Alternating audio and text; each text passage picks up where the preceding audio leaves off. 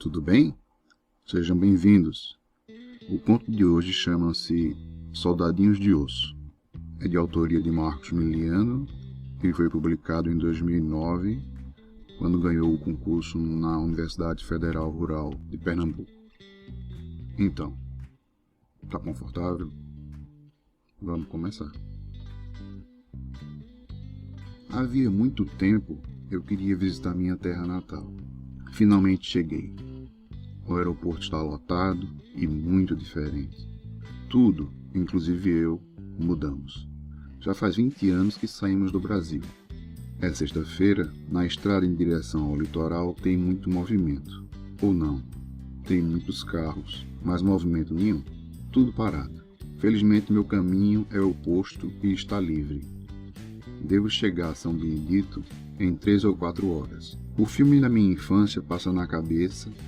Penso numa música do Roberto, aquela que fala do portão. Seria uma boa trilha sonora para minhas lembranças. Uma aventura atrás da outra. Escalar, correr, saltar. Não raras eram as escapadas dos cães que habitavam os quintais. Subíamos muros e árvores como gatos. As visitas aos quintais para pegar frutas eram diárias. As fruteiras de Dona Margarida, as preferidas, e as escapadas de Hulk, o pastor alemão, as mais emocionantes. Apesar do perigo, acredito que aquele cachorro também brincava e não faria mal se nos alcançasse, de tanto que fazíamos aquilo. Era chegar da escola e ir para a rua. Ficava solto, sem preocupar ninguém. Um privilégio de menino do interior. A violência que abalava os grandes centros só nos chegava pelos jornais domingueiros. Algumas tardes passávamos horas brincando com soldadinhos, nos montes de areia das construções. Era o mesmo que brincar na praia. Fazíamos castelos, túneis. Os bonequinhos eram feitos de osso. Só os meninos de família rica tinham os de chumbo, mas a diversão era a mesma. Eram batalhas fantásticas. Muitas vezes, antes de anoitecer, íamos para o Rio das Pedras. Passávamos pela matinha, onde então a diversão era garantida. Nesse caso, as mães não gostavam muito, mesmo sendo de águas calmas, no lugar onde tomávamos banho. O rio tinha pontos bravios e uma cachoeira meio quilômetro abaixo. Quando chovia nas cabeceiras e o volume da água aumentava, escavava buracos no leito pedregoso, e era fácil um ou outro ser dragado para um deles e ficar enganchado nas pedras do fundo. Mas desobedecíamos. As águas frescas e revigorantes nos chamavam à diversão. Dava um frio na barriga pular da pontezinha para a água. Era como voávamos. Chegando em casa, mamãe dava uma bronca ao ver a pele cinzenta. Mesmo que eu matasse a hora para secar o cabelo, ela sabia. Estávamos no rio. Mandava-me pro chuveiro, aprontar-me pro jantar. Eu não entendia. Para que tomar banho se já havia feito isso no rio? A água era fria igual a do rio, mas ali não era divertido tomar banho. Eu molhava a cabeça e entrava no pijama. As mangas e as calças longas cobriam o cinzento da pele. Depois do jantar, não demorava para a fadiga me levar para a cama, onde o sono profundo me deixava imóvel durante a noite. Mesmo toda a energia de um garoto se esvai depois de umas horas de saltos para o rio, seguido de escaladas no barranco, para voltar ao trampolim.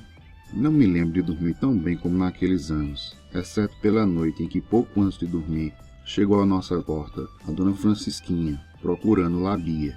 Esse, não sei porquê, era o apelido de Jarmison, meu melhor amigo. Estava aflita, pensava que ele estava comigo, pois não tinha chegado em casa ainda. Naquela tarde não brinquei. Mamãe me obrigou a estudar álgebra. Não estavam boas as minhas notas. Eu tinha 9 anos, mas me sentia um homem, com as preocupações de um homem. Não conseguia adormecer depois do jantar.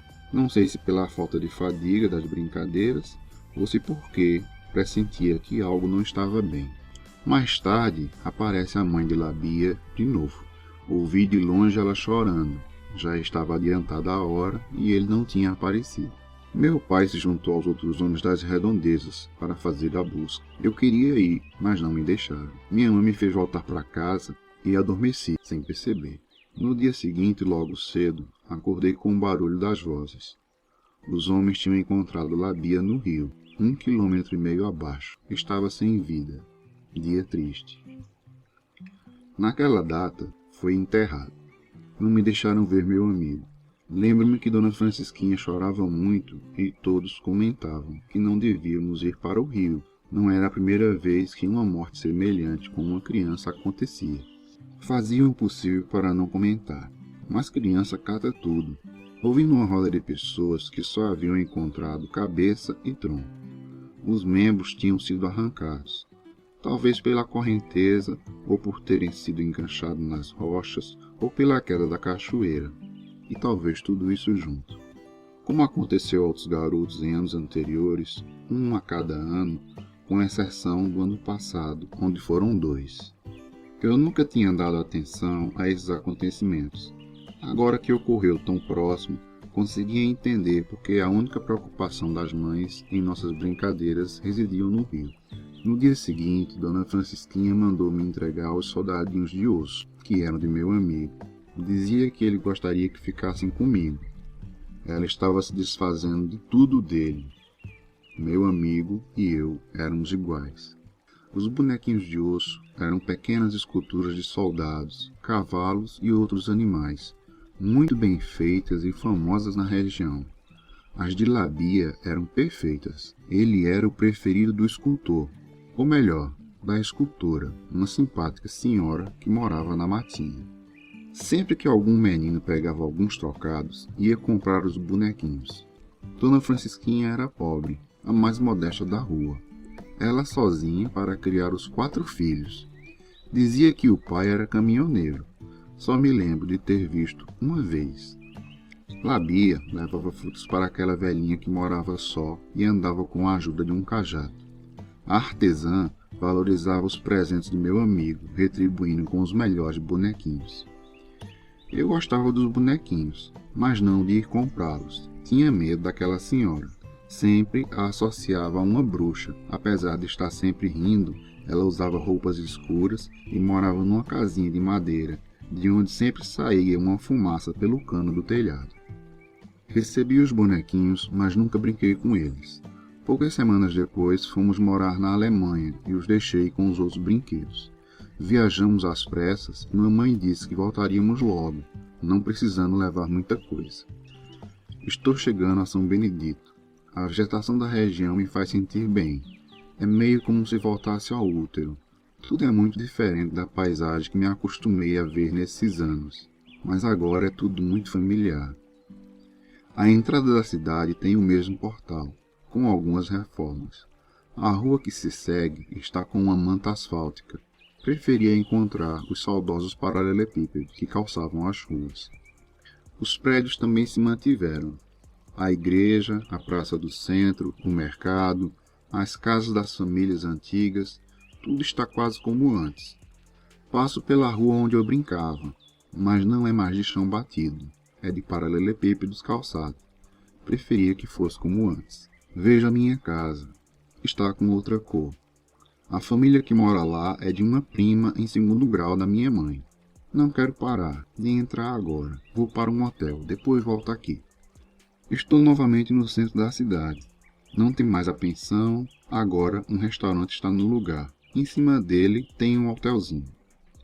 São 3 na cidade, os outros 2 com uma farmácia embaixo. Ficarei onde era a pensão.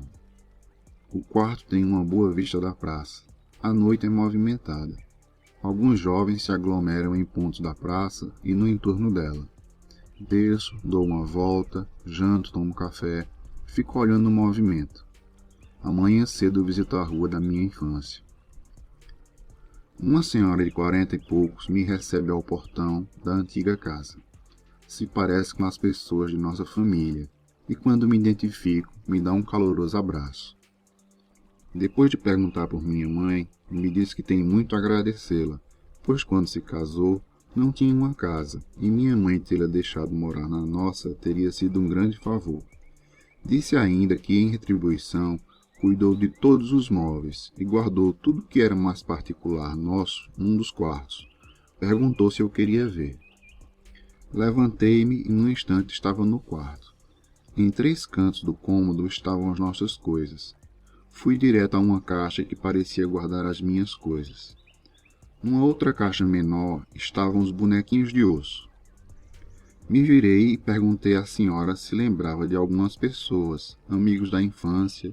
Contei-lhe sobre meu amigo, mostrando aqueles soldadinhos. A senhora fez uma cara de desagrado, dizendo que não se desfez dos bonequinhos porque tinha prometido guardar tudo que era nosso.